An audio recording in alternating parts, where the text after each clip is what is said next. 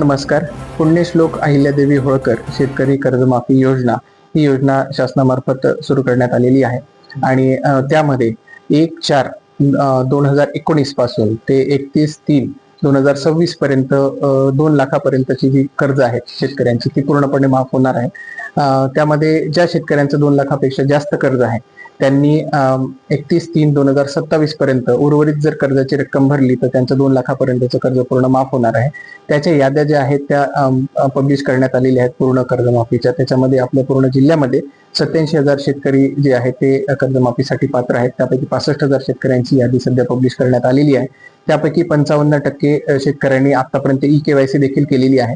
यामध्ये ई-केवायसी करत असताना शेतकऱ्यांना ते पूर्ण आपण जी यादी आपण पब्लिश केलेली आहे त्याच्यामध्ये शेतकऱ्यांचा जो विशिष्ट क्रमांक आहे आणि आधार क्रमांक या डिटेल्ससह आपले सरकार सेवा केंद्र असेल, सेतू सुविधा केंद्र असेल किंवा आधार केंद्र असेल या ठिकाणी गेल्याच्या नंतर पोर्टलमध्ये हे डिटेल्स टाकल्याच्या नंतर त्यामध्ये पूर्ण कर्ज खात्याचे डिटेल्स उपलब्ध होतात. त्याच्यामध्ये कर्ज कुठल्या तारखेला घेतलं, किती कर्ज आतापर्यंत भरण्यात आलेलं आहे आणि किती कर्ज शिल्लक आहे हे पूर्ण डिटेल्स येतात. शेतकऱ्यांनी हे डिटेल्स व्हेरीफाय करायचे आहेत आणि ते योग्य असतील तर त्यांच्या कर्ज खात्यामध्ये ती रक्कम ई-केवायसी नंतर जमा होणार आहे. ही रक्कम कर्ज खात्यामध्ये जमा होत असताना ते कर्ज खातं हे आधार प्रमाणित किंवा आधार ऑथेंटिकेटेड असणं आवश्यक आहे आणि शेतकऱ्यांचं ॲग्रीस्टॅक ID असणं आवश्यक आहे. ते दोन्हीही नसेल तरी ते आता देखील करून घेतलं तरी ह्या पूर्ण योजनेचा लाभ मिळणार आहे. आणि जर आपल्याला यामध्ये काही शंका असेल किंवा ह्या कर्ज खात्यामधल्या डिटेल्स या योग्य नाहीत असं आपल्याला जर आढळून येत असेल तर त्यांनी तालुकास्तरीय समिती आणि जिल्हास्तरीय समिती यांच्याकडे या बाबतीमध्ये तक्रार करू शकतात आणि ती तक्रार निवारण करण्यात येईल. यामध्ये जर कोणी शेतकऱ्याचा मृत्यू झालेला असेल तर त्याच्या वारसांना देखील हा लाभ मिळणार आहे.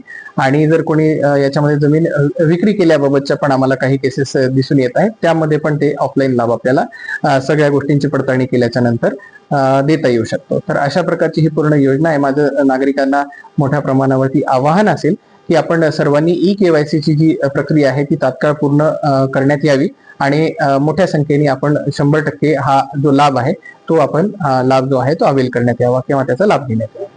तर यामध्ये एकूण रक्कम किती आहे, किती टप्प्यांमध्ये दिली जाणार आहे?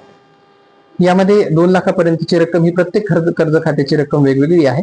टोटल 87,000 आपले कर्ज खाते आहेत आणि त्यापैकी 65,000 जी शेतकरी आहेत त्यांची यादी आपल्याला पहिली यादी प्राप्त झालेली आहे. तर यामध्ये नॅशनलाइज बँकेचा विषय वेगळा असतो आणि जिल्हा बँकेचा वेगळा विषय असतो. याच्यामध्ये शेतकऱ्यांचा मोठा संभ्रम आहे. ज्यांचं ज्या बँकेत खातं आहे त्या बँकेमध्ये आपल्याला ही पूर्ण प्रोसेस करायची आहे. तर त्यामध्ये असं काही नाही की संभ्रम असण्याची काहीही गरज नाहीये. जर आपलं DCC बँकेत खातं असेल तर त्या बँकेमध्ये ही जी कर्ज खात्यामध्ये ती रक्कम आहे ती जमा होईल. प्रोसिजर दोन्हीला सेमच करायची. तर शेतकऱ्यांची नावं जी आहे ह्या याद्या कशा प्रसिद्ध होणार आणि कुठे कुठे शकतात? या याद्या ऑलरेडी प्रसिद्ध करण्यात आलेल्या आहेत. आपले पॅक्स जे असतात तिथे ती यादी प्रसिद्ध करण्यात आलेली आहे. ग्रामपंचायती आहेत तिथे केलेली आहे. शासनाच्या संकेतस्थळावरती देखील या याद्या प्रसिद्ध करण्यात आलेली. तर शासनाने गेल्या 7 वर्षापासून जे कर्ज घेतलं त्याची एकूण आकडेवारी किती आहे तिथं? आपण पूर्ण कर्जाचे खातेदार जर बघितले तर 87,000 लाभार्थी आपल्याकडे आहेत. त्याच्यामध्ये 63,000 DCC बँकेच्या आणि उर्वरित नॅशनलाइज बँकेकडे आहे. त्याच्यामध्ये टोटल रक्कम जर बघितली तर 856 कोटी आहे. त्यातली 322 कोटी जी आहे ती DCC बँकेची आहे आणि उर्वरित जी आहे ती राष्ट्रीयकृत बँकेची आहे. तर शेतकऱ्यांना काय आव्हान करणार? मी शेतकऱ्यांना हेच आवाहन करेल की ही खूप चांगली योजना शासनामार्फत घोषित करण्यात आलेली आहे आणि ती तात्काळ तिचा लाभ घेणं फार आवश्यक आहे.